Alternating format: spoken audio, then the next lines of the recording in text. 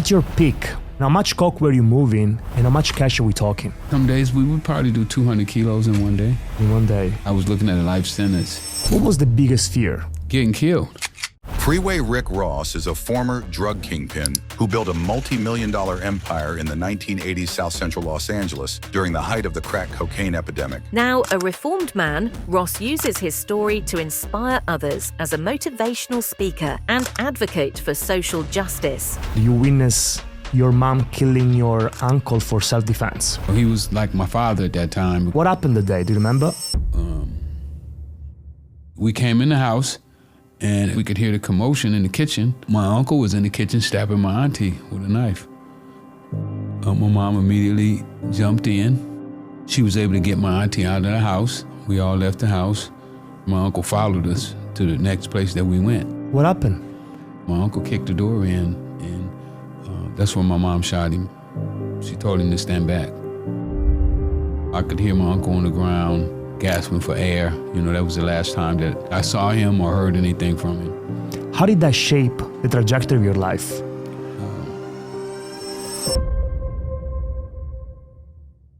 Welcome to the Marco Ruta Exchanges Podcast. Today we have a story so extraordinary, it's hard to believe it's real. It's a story about power, betrayal, redemption, and the human spirit's ability to rise from the ashes. Our guest isn't just someone who lived through one of the most controversial chapters in America. He shaped it. From the street of South Central LA, he built an empire that at its peak was moving crazy amount of products, making millions and outsmarting everyone tried to take him down for a very long time. But this isn't just about the rise, it's also about the fall. He was sentenced to life in prison. Unable to read and write, he didn't give up.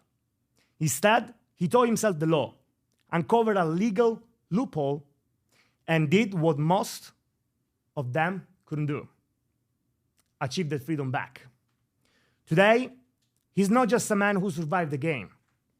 He's an author, motivational speaker, and someone whose story is so inspiring they changed life.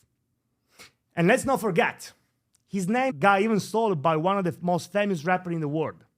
Ladies and gentlemen, it's my honor to welcome a true legend, a fighter, a survivor, Freeway Rick Ross.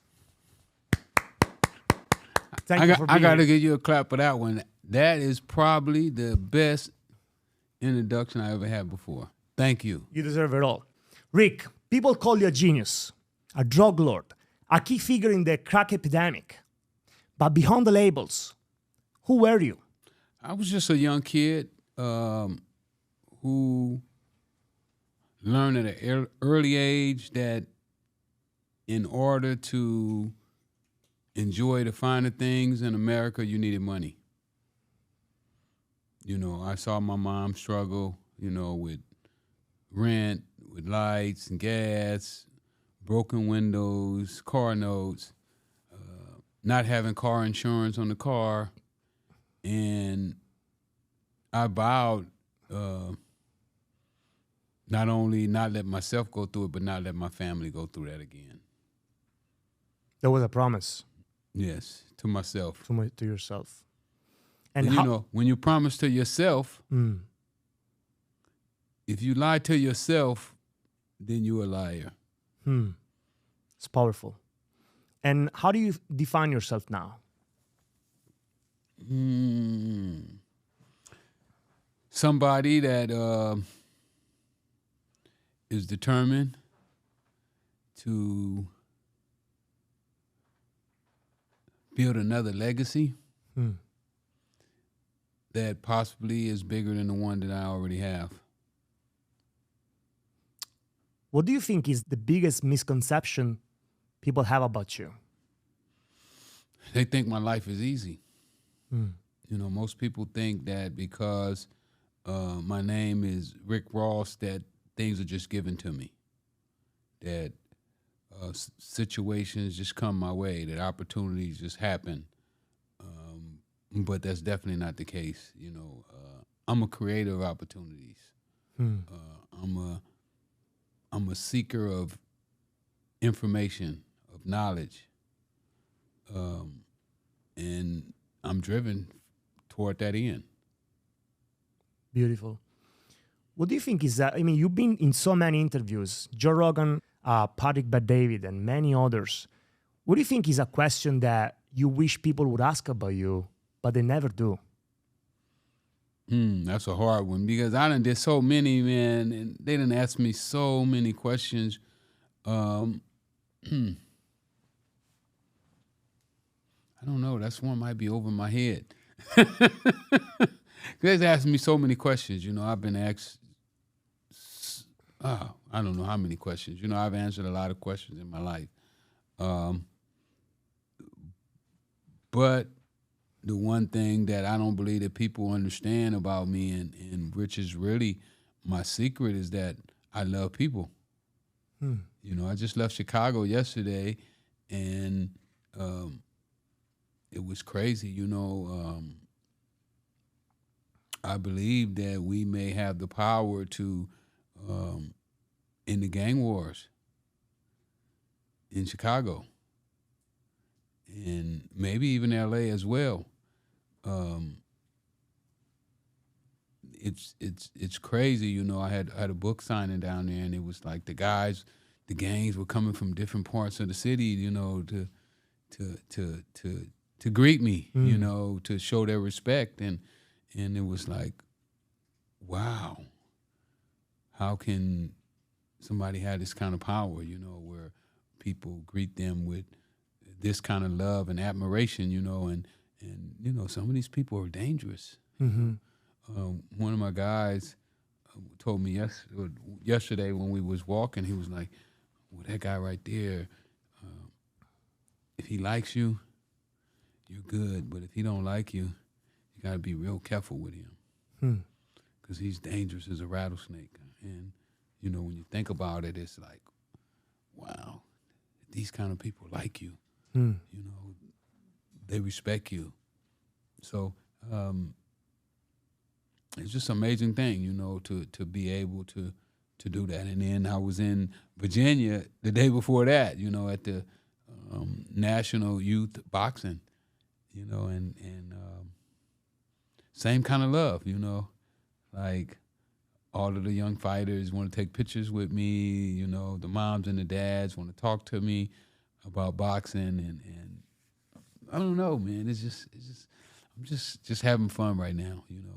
And you know, I drove up to your building. It's crazy because I used to live right down the street from here, you know. And the federal prison is I probably could walk from here to the federal prison, you know. It's so close, you know. And with the $1 million view, you know, it sits right out over the ocean, and you know, I can remember those days sitting there watching the Navy ships come in and out of the harbor, and how dim those times were, you know. But at the end of the day, I decided, you know, if I was going to be there, then I was going to better myself while I was sitting there. Wow. When people admire you, what do you think they admire you the most? The fact that you didn't give up, the fact that you outsmarted the police for a very long time, the fact that, you know, you were doing what you were doing, or were like you just like didn't give up and create the life that you wanted? What do you think it is? Oh man, you know, people say they like, you know, the fact that I was able to make $1 million and sometimes $3 million in one day. People admire that even after I was in prison with a life sentence, I didn't give up. You know, that I did teach myself how to read and write. And people like me because I don't look down on other people. You know, I think that we are all created equal. You know, I think that everybody's life is just as important as everybody else's, that nobody is any more important. I don't care if you're Elon Musk or you're Donald Trump or you're Kamala Harris, whoever. We're all equal, you know. We all go through the same things. You know, we all have problems. We have good days. So when you treat people like that, they have a tendency to not be able to get that kind of respect from nobody else. You know, I give everybody the utmost respect. You know, one of the things that, you know, they teach in the Bible in church is that they say when Jesus come back, nobody knows how he comes back. But if you treat everybody like they're Jesus Christ, then you're going to be good. that he won't be able to say, you mistreated me. So I try to carry it like that. You know, I try to treat everybody as if they're the most special person in the world. That's huge. Correct me if I'm wrong. When you were 5 years old, you witnessed your mom killing your uncle for self-defense. How did that shape the trajectory of your life? Well, I learned that life was so important because my uncle was very, very special to me. You know, he was like my father at that time because my mother and my father had broke up when I was 4 months old, so I never had knew my father. And, you know, a male wants to attach themselves with another male, so my uncle had become kind of like that figure that I had kind of latched on to, and to now know that he would never come back was a tough one. Wow. So the uncle was the key figure in your life back in the days. Yeah, he was a key figure. We lived with them.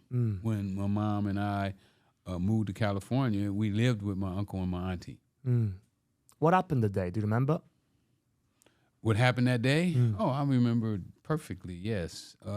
Me and my mom had been out. It was just turned dark. We came in the house, and as soon as we came in the house, we could hear the commotion in the kitchen. So we walked in the kitchen, and my mom did, and I followed her. You know, I wasn't 5. I was only about maybe 4 years old. I wasn't going to school yet, so I know I wasn't 5 years old. And my uncle was in the kitchen stabbing my auntie with a knife. My mom immediately jumped in, you know, pulled my uncle off of her, separated them, and started to wrap towels and stuff around my auntie's arms. She was able to get my auntie out of the house, and myself. We all left the house. Shortly thereafter, my uncle followed us to the next place that we went. We hid in that house. We left there, and we went to my mom's boyfriend's house, where we were there a short time. We took a cab. And a short time after we got there, my uncle kicked the door in, and that's when my mom shot him. She told him to stand back. And he kept coming, and she shot him. Shortly after she shot him, she rushed me out the house. You know, I could hear my uncle on the ground gasping for air. You know, that was the last time that I saw him or heard anything from him. Was he aggressive? Yeah, he was very aggressive. You know, he was drunk. Oh, he's drunk. Yeah. Got it. Did you feel like he betrayed your trust that day? No, I didn't really understand. You know, I didn't really understand about being drunk. You know, I didn't understand really death. You know, I didn't understand a gun. I didn't even understand that my auntie was being hurt. You know, when she was being stabbed, I didn't understand what blood was. It was all new to me. You know, it was only later when I know my uncle never came back around. You know, I know my mom went away for a couple weeks. That this stuff started to make more sense to me. Gotcha. And then 5 years old, and then how and when and who introduced you to selling coke? Well, I just, you know, quit playing tennis. You know, my tennis career was pretty much over.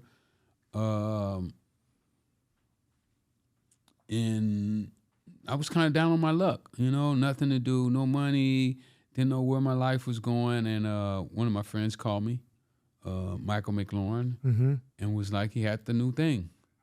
So he invited me to come over and see what he had. I called Ollie. We got in Ollie's car and we drove over to his house, and he introduced us to cocaine for the first time. And you knew that was like a key moment of a change in your life? No, I didn't. I mean, when he told us, it was so small, and he told us it was worth $50. I couldn't believe it, and I didn't know that there was a demand for it. You know, I didn't. I saw cocaine on the movie Superfly, but I never heard about it on the streets. Wait a minute, I had heard about it on the streets. Yeah, I had heard about it on the streets.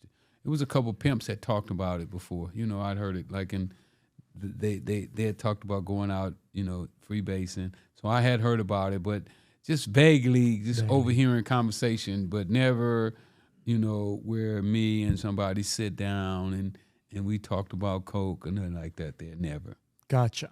And then at your peak, what would your empire look like? And how much coke were you moving? And how much cash are we talking? At my peak, some days we would probably do 200 kilos in one day. 200 kilos in one day. Mm-hmm. That's the highest. Yeah, that would be the height. And how much cash are we talking? When we were doing 200 kilos, the prices of kilos had went down.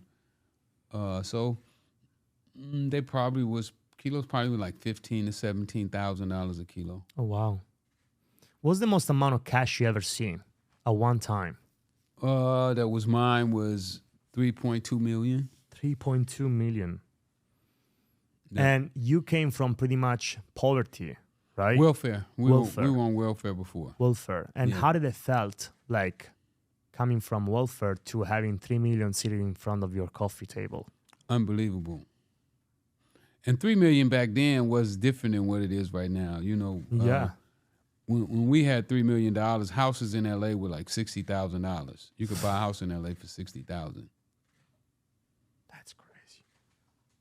That's crazy. Yeah, so it was a big difference. Now a house in LA, the average house is probably like $600,000-$700,000. Inflation went up. Yeah, crazy. Inflation, yeah. And did you ever felt like you were invincible? Nobody will ever catch you. This money will be like there forever. Yeah, you feel kind of like, you feel like the cops are not smart enough, and the law was kind of fixed in my favor. Why do you say that? Well, you know, at one time, we felt that in order to go to jail for selling for coke, you had to get caught with the coke. You know, I didn't understand conspiracy. I never heard of conspiracy. Yeah. You know, so I didn't know that if you get caught with the coke and then they can tie you to me and the coke to me, that I can get the same charges that you get. I didn't understand that. And nobody had ever ran that by me. It was like we had been dealing with the state where, okay, if the coke is over there in the corner and you over here, they can't put the coke on you. You know, the coke doesn't go to anybody who nobody owns it. Yeah. If they find it in a car, you know, and the car is not registered to you or registered to nobody you know, no fingerprints on the car, then it's nobody's coke. Well, with the feds, that's not the case.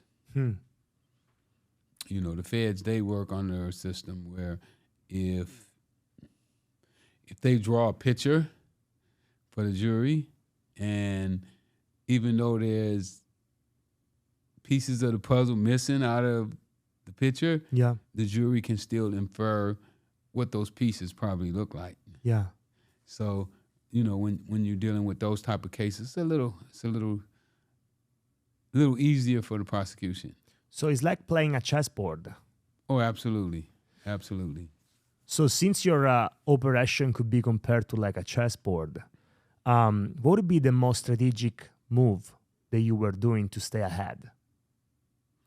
Well, one of the things I never did, I never slept with drugs in the house. Where were you leaving that? I should leave my drugs in cars. Cars? Because a car is more mobile, you know, and if nobody knows it's in the car, the drugs are safe. You know, you get a car, the type of car that nobody wants to steal. You know, there are certain cars that are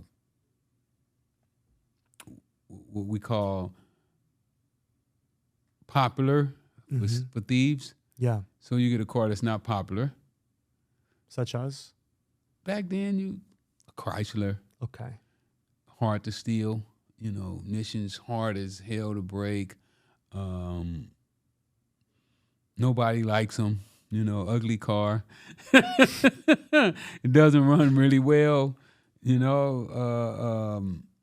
wouldn't get a Cadillac or a Chevy. Something that's easy to steal. And people like them. You don't get those kind of cars. You get something that's a Ford. Fords are really hard to steal. Strong trunks. Mercedes make good cars that are hard to steal. So you get one of those type of cars and you put your drugs in the trunk, and it's relatively safe. It's almost like having it in a safe. You were doing this with coke and cash, or only coke? Both. Both. Who taught you this method? You know what? I stole cars for a while. Okay. I had when I first quit school, I started low riding. Wanted to be a low rider, so I went to the low riders and asked them how did they get their cars, and they started me off driving stolen cars, and then I went from there to stealing, and I picked up those type of traits from them. Interesting. Now, you've been a businessman for many years. If you could take one strategy that you used back in the days and transfer to a legal business today, what would that be? Dealing with people. Dealing with people. Yeah, people is the most important commodity. When you can deal with people, there's a saying, when I left prison, I read 300 books. So 300? Yes, 300 books. So I probably got a master's degree. They just gave me an honorary doctor's degree, but I probably read enough books to have a master's degree at probably some of the. I read All They Don't Teach You in Harvard Law School. Mm-hmm. So, and I do use the same skills that I use in selling coke. The only thing that I did was took the coke out of my game. What were the skills? Negotiation, talking to people, treating people nice. Making people feel comfortable. Because when people are not comfortable, they don't want to really open up to you. They don't let their guards down. So you want people to let their guards down. Yeah. You want people to relax and feel good about being around you. Almost like when they get drunk. They get drunk, they go to running their mouth. Oh, I did such and such and such and such. In one of my favorite books, The Richest Man in Babylon, it talks about the old dog likes to wag his tail, and it says that the old man likes to wag his tongue and brag about the things that he's accomplished. Because, accomplishing things is kind of like, how in sports the guy scores 100 points, so he wants to brag about that. Yeah. I scored 100 points. Well, a businessman, his points is accomplishing his goals. Almost the same thing, and it's almost the same type of energy that drives both people. The athlete as well as the businessman. That's awesome. We're going to go and dive deeper into this topic a little bit later. But how did you buy property back then? How did you invest? How did you, It was easy. Yeah? Yeah, it was easy buying property back then, because back then you could go to the bank and just get cashier's checks. They didn't ask you for no ID. And people were glad to take cashier's checks. And later on, I ran into people that was willing to take money and trade for real estate. They wouldn't ask question. Oh, no, they knew. They already knew what was going on. But they wanted to get cash money that they didn't have to pay taxes on. So what they would do is they would sell you the house. Say, for instance, you buy the house for $300,000, and they would write it up for $100,000. Wow, interesting. So now $200,000 they don't have to pay taxes on. Sure. So for them it was a benefit, and for me it was a benefit, because now I just washed $200,000 that if I sold that place, I would get $200,000 I could go and put in the bank. Do you think your operation can be described more like into, like as a movies, when you see cartels meeting, going over territories, needing permission to operate, and dealing with conflict. Like, how can you walk me through that part? I don't know if the question was clear. When you go like and see Narcos and this type of movie, you see people in a coffee table talking and discussing, okay, that's your territory, you can do this, you can do that. How was that back in the days for you? Well, we didn't really break up per se in the territories. Okay. We kind of respected each other, Mm-hmm. you know, but not necessarily territories, you know, like we respect each other's customers, Mm-hmm. you know, or those are your customers, you know, I'm not going to cut your throat, you know. We just didn't do that, you know, we just didn't encroach on each other's territory. I mean, there was enough customers for everybody. Yeah, it was competition, you know, we had friendly competition. You would try to keep up with what everybody else was doing, you know, to know that you were ahead of them. But at the end of the day, it wasn't to the point to where, because we all kind of knew each other. We grew up in the same area, and we were friends. Okay. You know, so we didn't really change. I don't know, you know, like with in the black community, it's a little different than a lot of other communities. You know, they have these organizations that are more organized. You know, like with our gangs, they're not really organized. Like, oh, he's the leader. You know, he makes all the calls. It don't really work like that in the black community.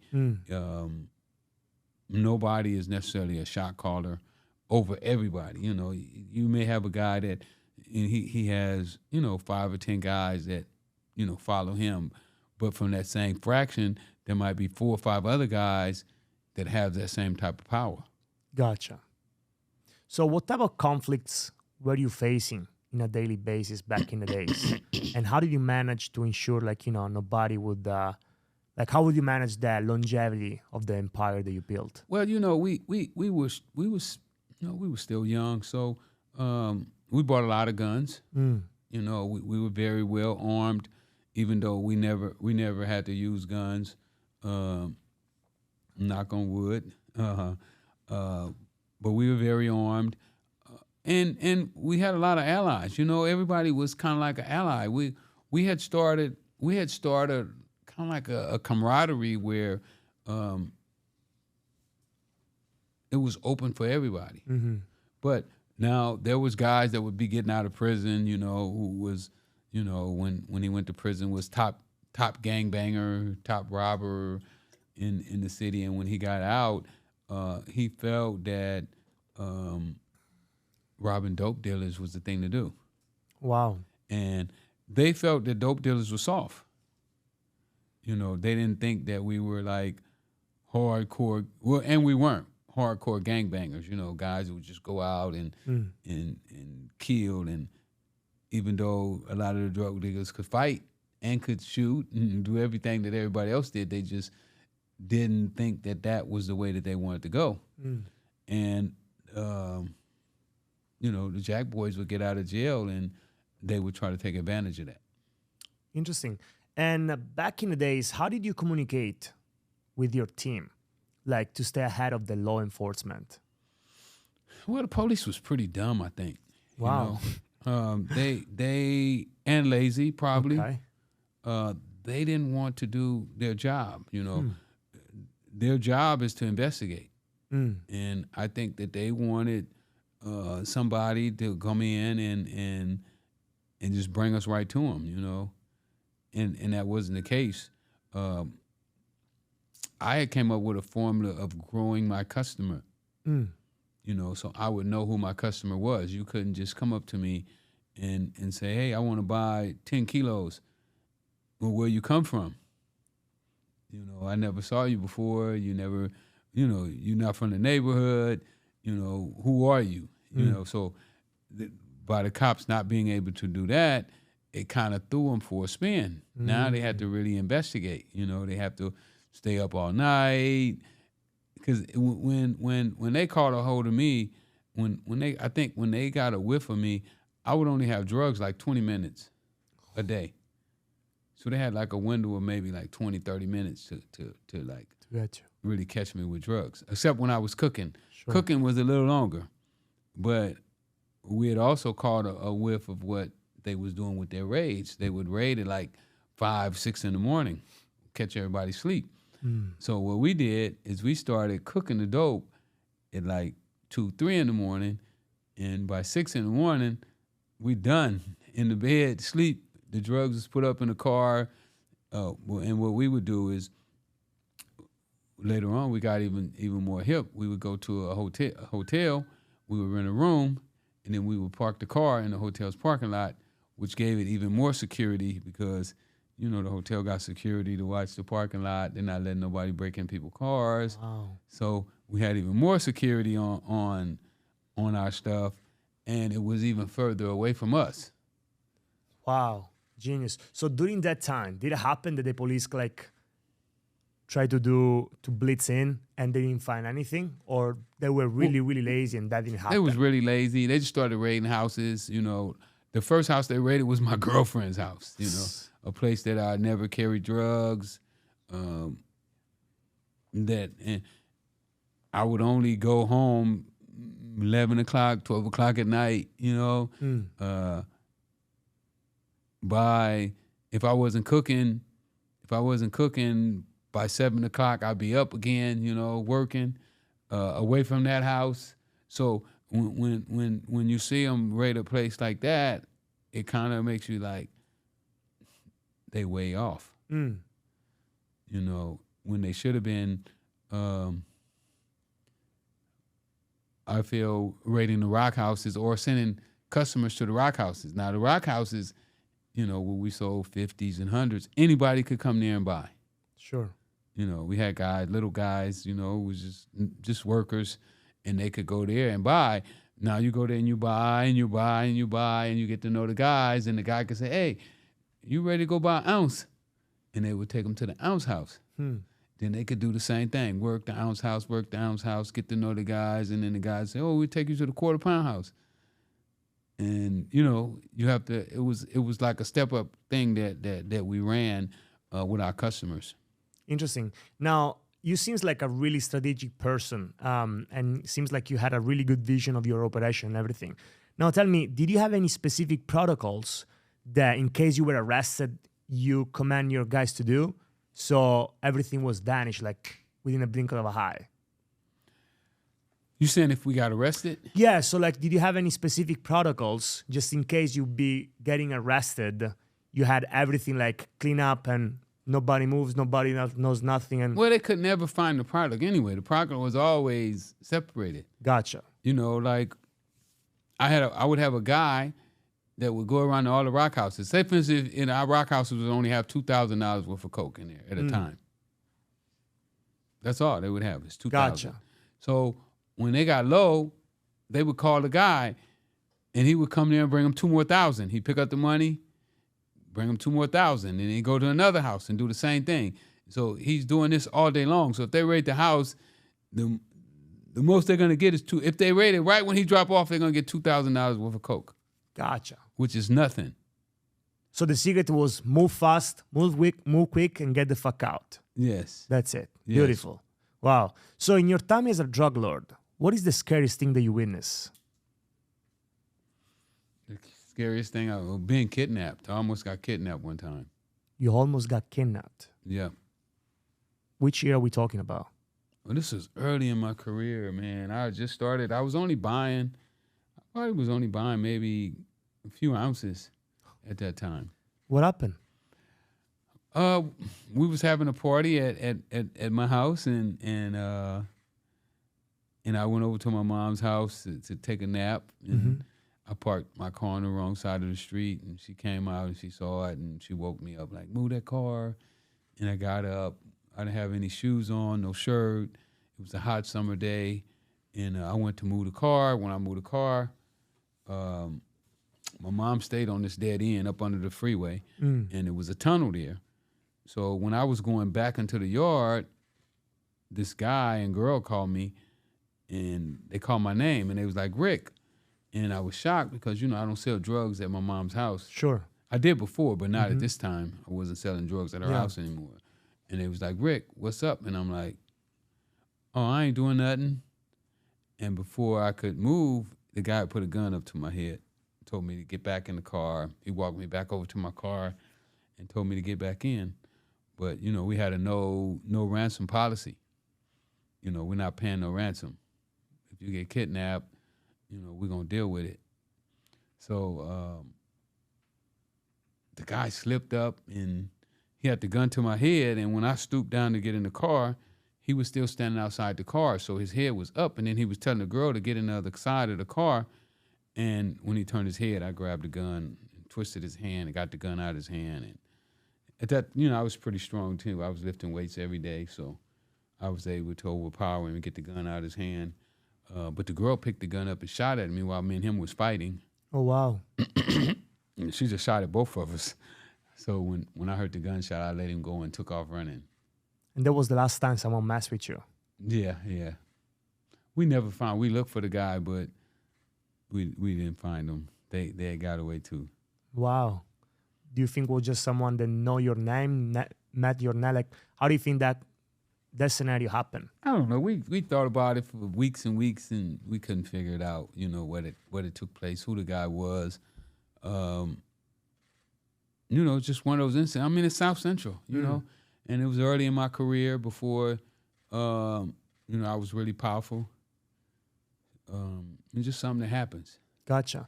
Now, talking about mistrust and liability, have you ever had to cut someone off, either because, you know, mistrust or because he could be a cause of liability?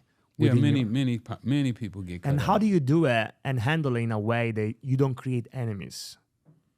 Well, anytime you cut somebody off, they're gonna be mad, you know, and jealous. But there was people that, you know. Matter of fact, one of the guys, I just saw the guy the other day, you know, he's in my book. I talk about him in my book, where he was somebody that I looked up to, you know, when I was coming up. He was a Crip, you know, big time Crip in the neighborhood, and had went to jail. When he got out of jail, I was doing really well.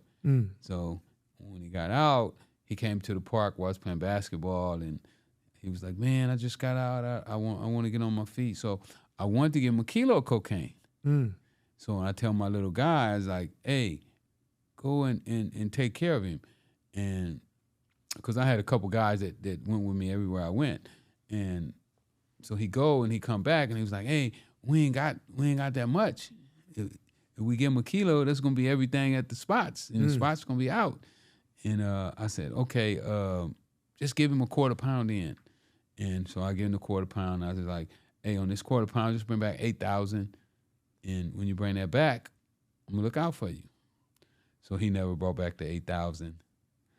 And he missed out on the kilo. Wow. So you give a credit to him, and pretty much he still fucked it up. He fucked it up.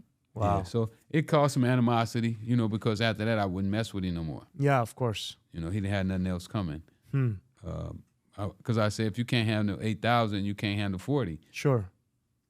Now, you know, in a world of a betrayal, how do you handle the fear? Were you the type of person that were like feeling that betrayal was like around the corner? And how do you handle with that fear? Well, I never feared anybody betraying me. I always try to give everybody the benefit of the doubt. You know, you are who you say you are until you prove different. So I never go into a relationship thinking about betrayal. I go into a relationship thinking about that everything is going to be just like you said. Sure. But once you betray me, then I know that your word ain't shit. And after that, I don't want to have nothing to do with you. You have to really come back and really, really prove yourself to be different than what you showed me you are. And I know people can change, you know? Sure. I know I've known a lot of people to change, but it's really hard. So you didn't really fear betrayal? No, I don't feel. I mean, I get betrayed right now all the time. You know, people lie to you. They tell you they're gonna do something, and they really just out to beat you. But that don't make me feel that way about everybody. What was the biggest fear that you were facing every single day? Getting killed. You know, somebody taking my life or taking the life of one of my guys. Second fear is going to prison. Were you investing a ton of money into security back in the days, or? Oh, absolutely. Absolutely. We invest a lot of money in guns. You know, we probably had $200,000-$300,000 worth of guns. We put bar doors on the houses to make sure that, you know, the houses couldn't be easily broken into. We bought high-power walkie-talkies that had their own private line, you know, for security. Sure. You know, so that the police couldn't hear what we were talking about. We got cell phones early on before anybody else had cell phones so that we could communicate and let each other know where we was at, what was going on, what was moving, stuff like that there. When we moved drugs, we would probably have 3-4 cars, you know, moving at the same time in unison. I trained my guys how to tail the drug car without the cops knowing that it's being tailed. They wouldn't know that all the cars were together until it was necessary. I remember one night we had just cooked up like 200 kilos, and it was about 4 in the morning, and we were moving, and the helicopter got on us. And when the car just speeded off really, really fast, and the helicopter followed that car, and you know, took its attention off of the car that we didn't want it to. So there was a hook. Yeah. He was trying to just run away and grab the attention out from where the real deal was. Yeah. So there was some type of protocol that you had in your system. Yeah, absolutely. Absolutely. That was a protocol. You know, we would run into if a police car got ready to mess, we would run into it if necessary. We would block it, you know, where it couldn't get by, just to give the car with the drugs in enough time to get some space. Did you write down the protocol? Walk me through that. No, we didn't write it down. It was just something that we would have meetings. Meetings. You know? Yeah, we would meet at the park to discuss what was going on with the rock houses, how business was going, where the prices were at. We would also talk about who's been coming up short, you know, and we would, I mean, it's crazy, you know, now that I look back at it, it was kind of like a business meeting, you know. We would tell, oh, man, you coming up short every time. You know, what's going on with your spot? You know, meet the quota. Yeah, what are you doing? You over there smoking dope? You know, that was always the first thing we would say anytime somebody's messing money up is, you smoking dope now? You know, you getting high? But yeah, that was kind of like a protocol. Interesting. Now, 1987, I did some research and I find out that Freeway Ricky Task Force in 1987 has been created specifically to get you. Yeah. Yet years later, they still couldn't get you. No. And they couldn't convict you. What was it like knowing that you were being watched so closely? I didn't know. You didn't know? Not at first, But before that, like, did you have a sense of, they are like behind my ass some type of way, or not really? Well, we know these cops had started raiding all our places. But we didn't know they was a Freeway Task Force. You know, we thought it was just the normal narcotic officers. And, you know, we had a lot of traffic. You know, like, sometimes it'd be lines of people at our doors, you know, like, and then you'd be like, oh, the neighbors tipped them off on us, you know, like, they just see all the traffic. We didn't know that these cops are, like, hawking on us, you know, like, concentrating on busting us. So it never crossed my mind that that there was a Freeway Task Force. Interesting. And the solution and the reason why they failed was still the same. You were quick, fast, and they couldn't get you. Correct. And small. And small. Big and small. Big and small.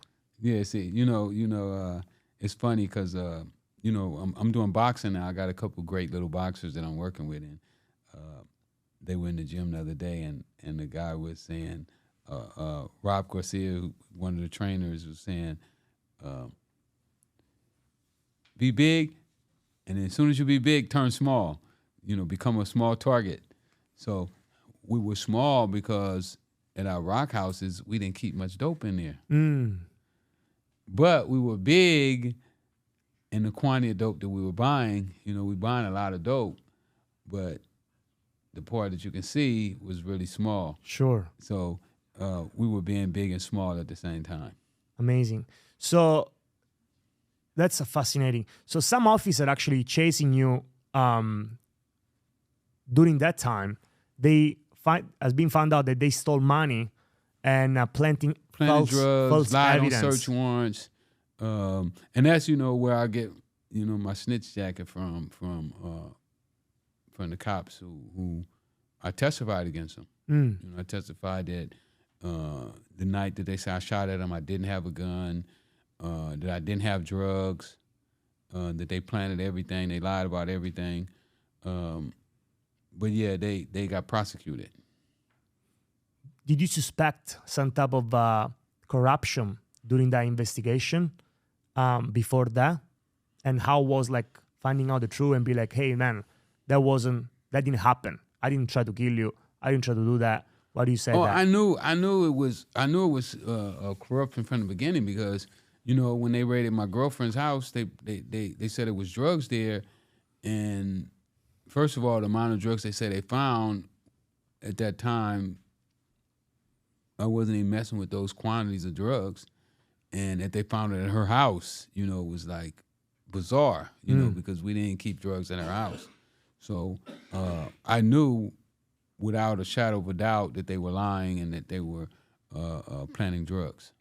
And how were you able to fight back and testify and win the deposition? Well, I told my lawyer, right, when they arrested, I guess they arrested about 4 or 5 of my people. They raided the rock houses, and like I told you, my rock houses, I only kept $2,000 worth of drugs there.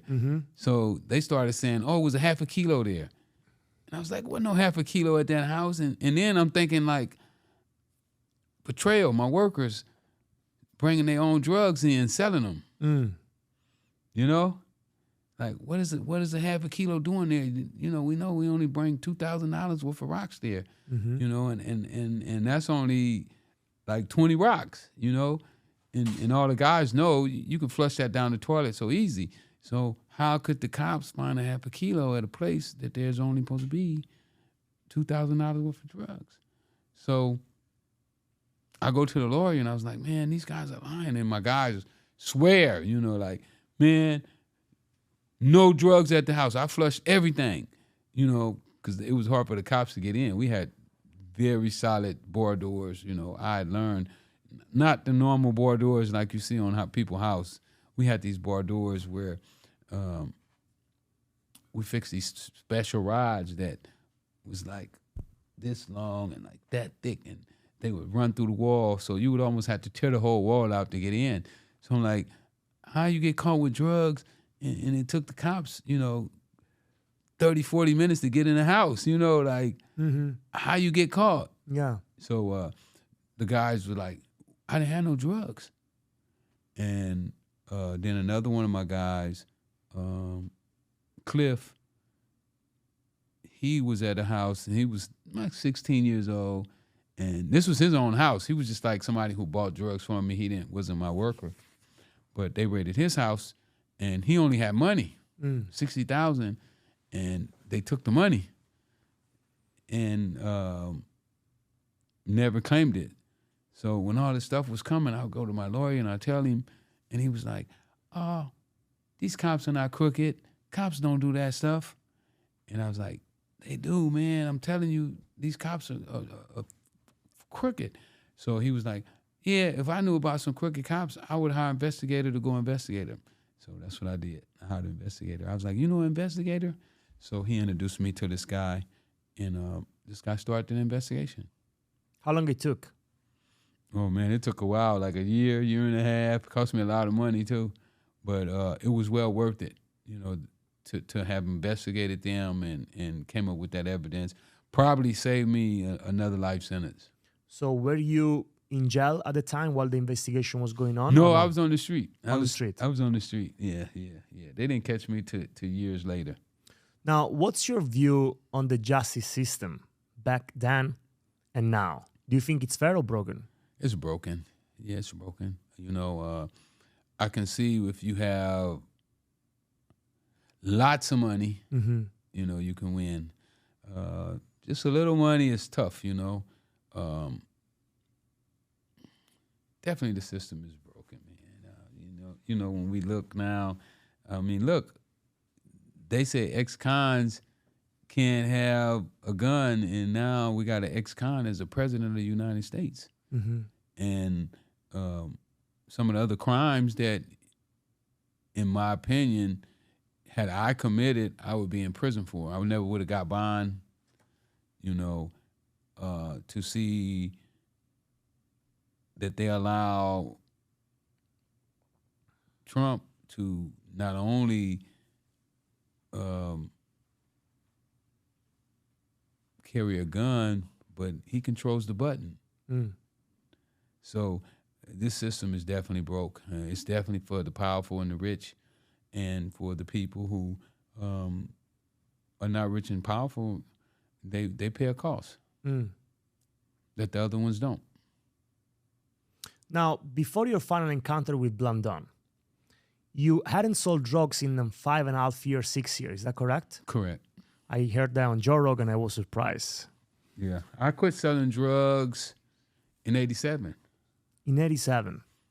I went to jail in 89. So you stopped selling drugs in 87?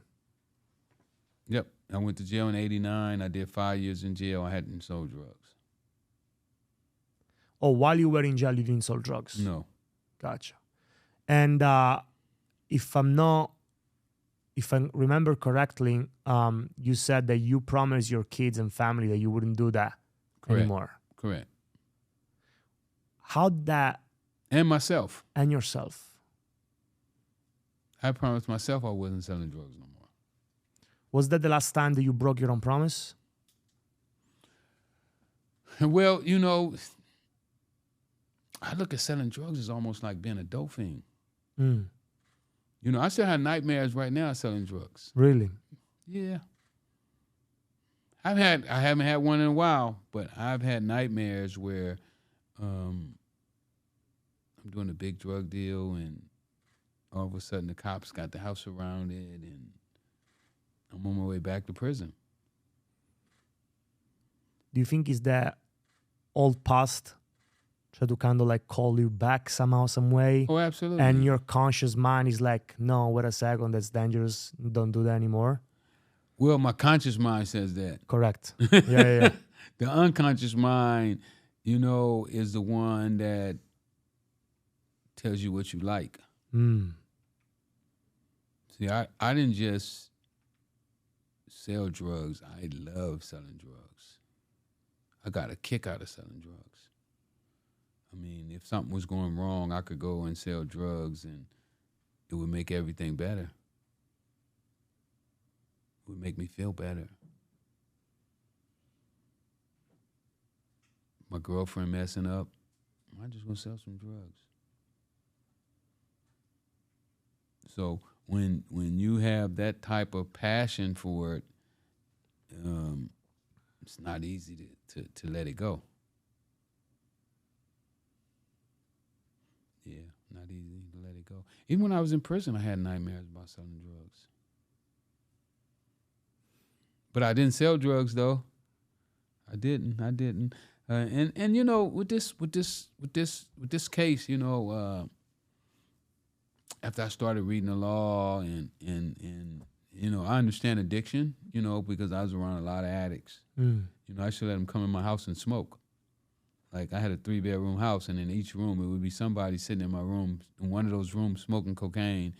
I understood the addiction of smoking the coke, but I never thought about the addiction of selling the coke, of being an addict. You look at it, a guy go to prison, he do 20 years and get out and sell dope again.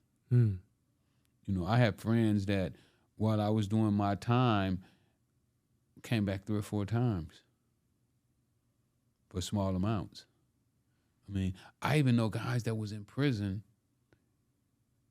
read the law books, calculated how much time they was going to do when they got caught. Wow. Now, talk about the high that you got from selling drugs. Do you think that was because you knew that was the best things that you were doing and you were kind of fulfilling your purpose? Or was just like, that's everything I know how to do and I want to be the best at it?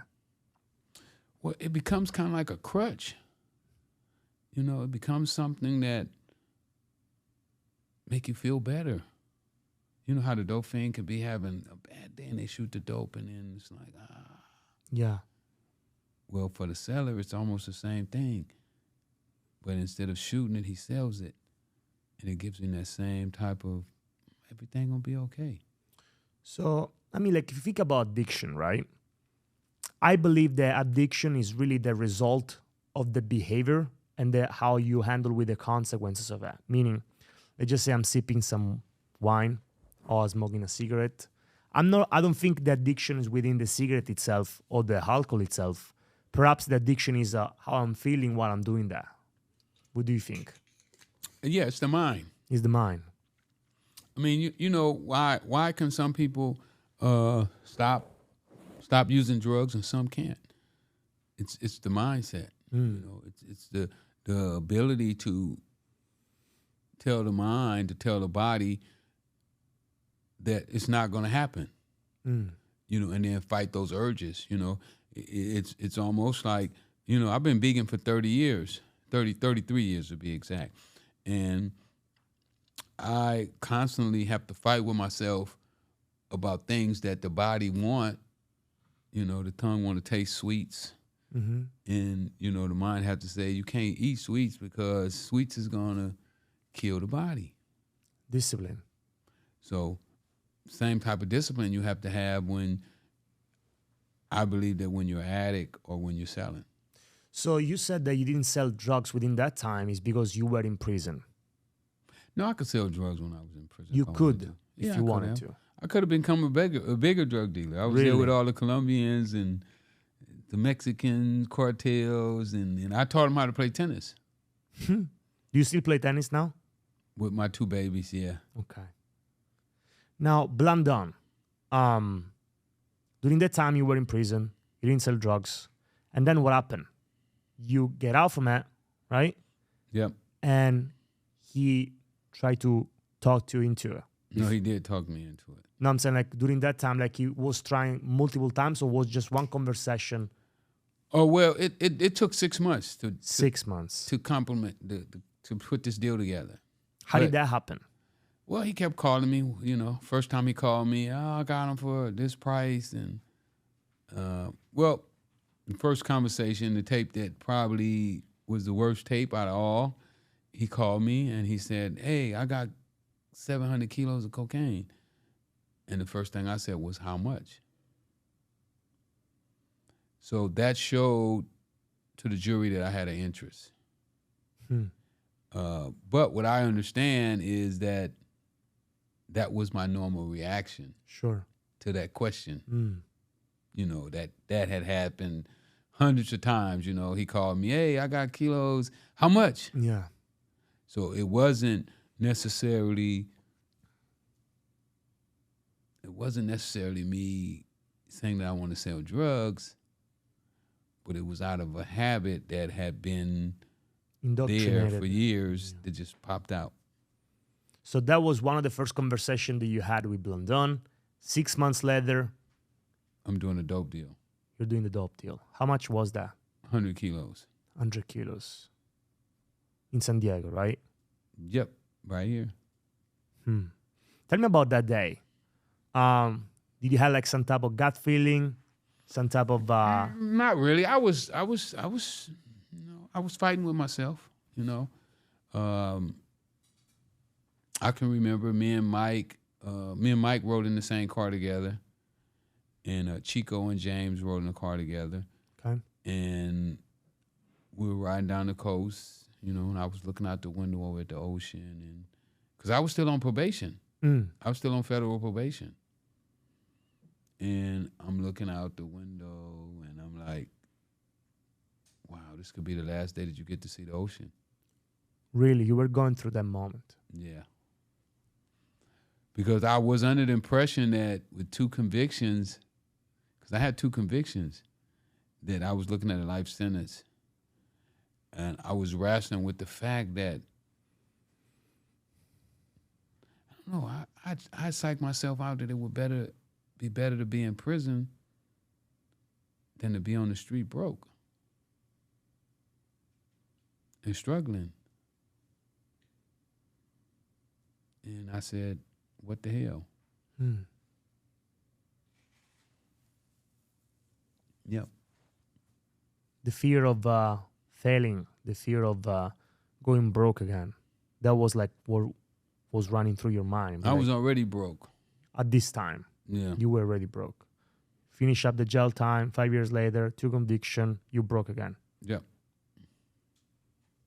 What about the business that you had? Was this passive income coming through, or they confiscated No everything? income coming in. I had an old theater I bought. I had an old theater I bought. I put $900,000 down. I've been paying a note $6,000 a month for some years. Like my whole 5 years in prison, I've been paying like $6,000 a month note on it, and I was like $30,000 behind on my note, and I didn't want to lose it. I didn't want to lose that, 900, maybe $1.2 million, however much I had in the building. I didn't want to lose it, for $30,000. And this deal would have gave me the ability to make that money and to probably put the theater in a position to where I could start using it. What if was running through your mind? What if that can save me? What I felt with that theater, I could literally run LA. Rap was really picking up. I felt that this theater would be the place where every rapper would want to get on the stage and perform. I was going to do a youth center, where kids could come and learn how to do studio, dance. We're going to have tennis. It was going to be a place that would join the ghetto with wealthy people, where they could intermingle. One of the things that I felt was missing from the ghetto is that the people with money were scared to come to the ghetto. And I was thinking that this would be a place that would be neutral, where they could come there and I went and talked to the gangs that was from the area, and they had agreed to give me a pass at that place, where nobody would be fighting around there, and things would be cool on their part. So that was my dream. And then that day, the deal was made at 100 kilo for how much? $1 million. $1 million. And you were trying to have everything set up. And then you saw the guy, Danilo, Blandon, right? Yeah. Oscar. You saw him. And then at the moment that the exchange happened, the DIA and everybody else. Yeah, I didn't see it happen right away, Once I looked in the trunk of the car, the back of the truck, and I saw the kilos in the back. I gave the keys to Mike, and I jumped in my car. My job was done. When I got ready to pull out of the parking lot, I saw a car try to cut me off. But it wasn't in position to get it, really cut me off good. So I still got out of the parking lot. When I got ready to come out of the parking lot, I saw 2 cops' cars blocking the street. So I made a right turn, and I understood now that it was a setup. And I'm speeding down the street, and I saw Danilo Blandon and the fake Colombian cartel dude sitting there laughing at me. Laughing at you. Yeah, when I passed by. Does that does his face still like running through your mind sometimes? Like Not really. his love for that Not day really. or not really? I don't really consciously. I don't really think about it.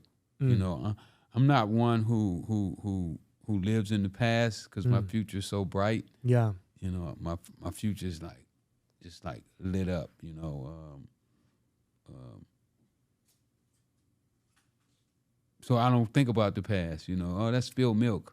You know, you drop a glass of milk on the ground, you get the glass up so nobody cut their feet, mop the milk up and keep going. And that's kind of how I live my life. You know, I've done that. That happened. It's over. You know, now I'm getting ready to take over boxing, the weed industry. I'm gonna do some music. I'm gonna do movies. I'm gonna show young kids that no matter where you started in life, that don't mean that you have to end up there. That you can change your narrative of who you are and, you know, and how people perceive you. You know, I think when you know, my movie's in pre-production right now, and, you know, some of the biggest guys in Hollywood told me that it would never happen if I didn't do it with them. And, you know, right now we're trying to sign Childish Gambino to play my role. And if we get Childish Gambino, we'll be shooting in a few months. This movie's gonna make $1 billion. You know, I'm getting calls now from companies in overseas in Germany. They want me to come and maybe be the face of their company. I don't know what you call it when you kind of like The ambassador. Ambassador, yeah. So I mean, it's like I can't look back at the past. Yeah, you know, sure. It happened. I made a mistake. Move forward. You know, it'd be like me beating myself up. Like, why didn't you learn how to read when you was a kid? You know, you could have went to the library a long time ago and read Think and Grow Rich by Napoleon Hill, and it would have totally changed your life. Or As a Man Think. And if you'd have knew these books, you know, if I'd have read As a Man Think when I played tennis, I probably would have been a tennis pro. You know, but you can't sit around and harp on what could have, should have happened, and, you know, have a policy of, if it's something I would have did back then I'll just do that right now. Sure. You know, and that's kind of how I live my life. Love it. Now, back then, you still didn't know how to read and write, or during the 5 years, you actually learned how to read and write? Correct. During the 5 years? Yes. And then what about the law? How do you learn the law? The loophole? Well, you start reading it. You read the law and you learn how to do it. You know, it's like, how did I learn how to sell drugs? I got in and I did it. You know, when I started selling drugs, I didn't know what cocaine was. I didn't know what it looked like. I didn't know how to work a triple beam. I didn't understand any of that stuff. People that was in the drug business taught me how to do all that. You know, school didn't teach me how to work a triple beam.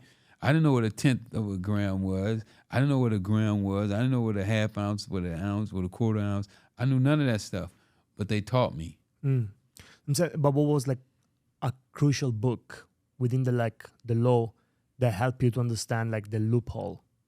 Well, it wasn't one book. You know, in law, they have, it's like a whole library of books with case law.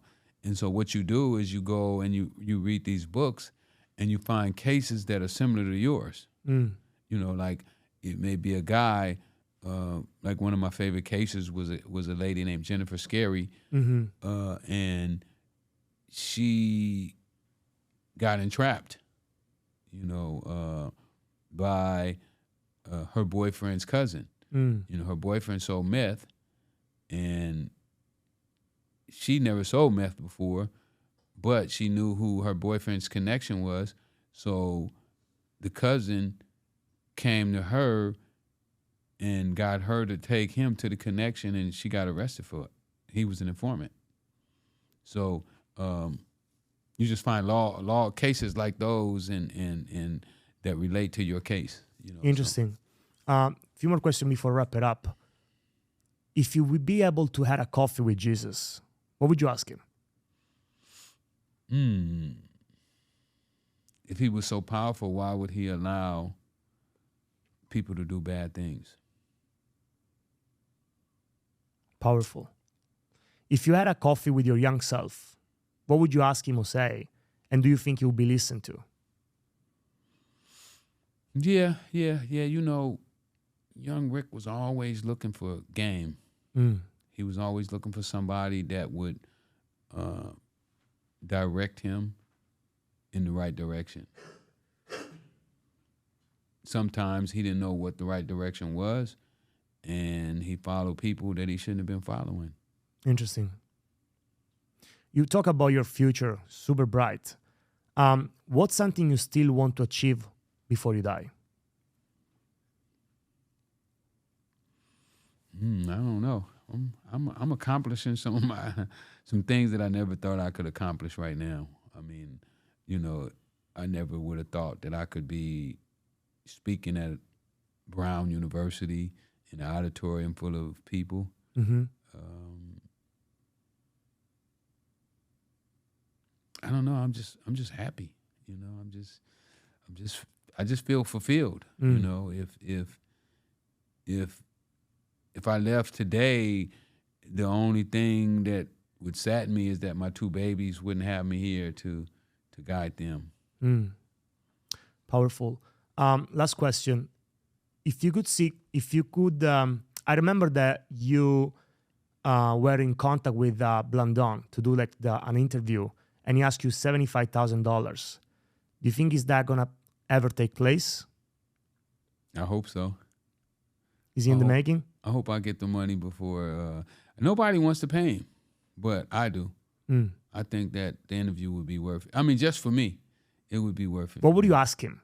The man that betrayed you, the man that you once trust, the man that, you know, rats on you. What would you ask him? What would be the first question? Well, the first question I would ask him is, like, what was you thinking about when you testified? You know, when he testified, they asked him to identify me in court, and he kind of like took his glasses down to his nose and looked over his glasses, and he pointed at me, the one in the brown jumpsuit, you know. And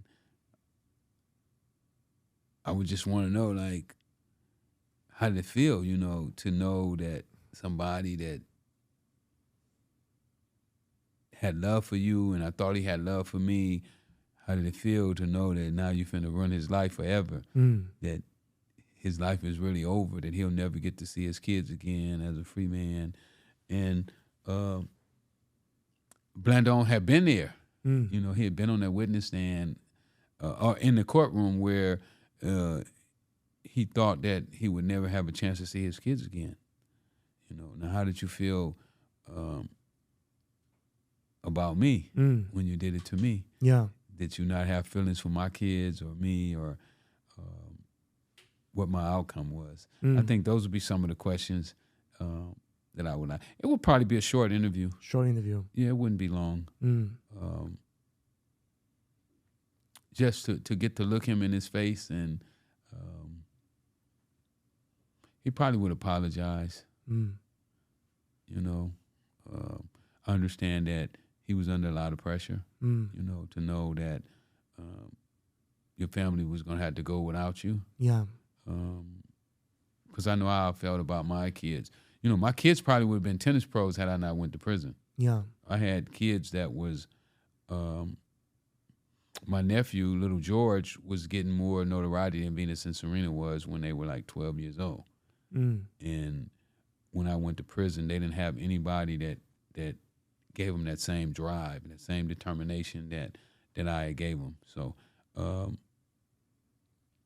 it's tough to know that you've been taken away from your loved ones, who probably you feel worse for them than you feel for yourself. I think also what you're doing is super tough, which is like going and talking to a community and telling kids, hey, you're not going to make the same amount of money by running away from that, but it's going to be worth it. How do you do that? How do you sell this message in a way that people can actually listen? And what is the most famous story that you have still within you where a kid actually changed the trajectory of his life because of your testimony? Oh, man, I got so many kids come up to me, and I speak at juvenile detention. I speak at the juvenile hall. I've had kids come up to me, and he'd be like, patting his name tag on his uniform and be like, "Thank you, man." And I was like, "For what?" He's like, "When you said what you said at juvenile hall, I took that to heart."